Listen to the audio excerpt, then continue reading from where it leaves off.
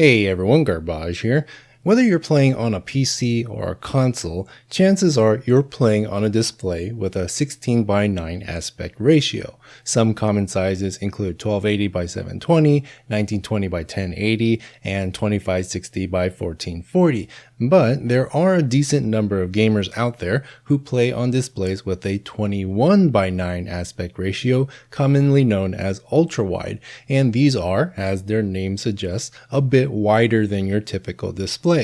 Gaming on an ultrawide is pretty cool, it looks really nice, but they present some annoying problems for the game developers who have to take all these different aspect ratios into account when making their games. For example, in this quick scene that I threw together, in order to account for different aspect ratios, I have the menu buttons anchored to the top left corner of the window, and so if you change the width of the window, the menu buttons maintain their position relative to the top left corner and move along with it. This is an example of a dynamic user interface that can accommodate many different types of screens. One small issue this can create is in first-person shooters, where on an ultrawide, certain HUD elements on the screen are much further apart than on a standard display, which means it's a little bit harder to quickly glance at important information like your health and ammo in the middle of a fight, which can put you at a disadvantage. Some games get around this by anchoring all the vital HUD information at the bottom center of the screen, but this isn't appropriate for every single game, and so it really is a case-by-case thing. But this is nothing compared to the problems ultrawides create for 2D games.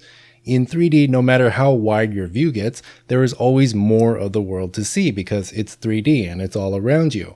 But in 2D games, you can't just expand the window infinitely and see more and more of the game. For example, let's say you bump into a wall and you're not meant to see what's on the other side.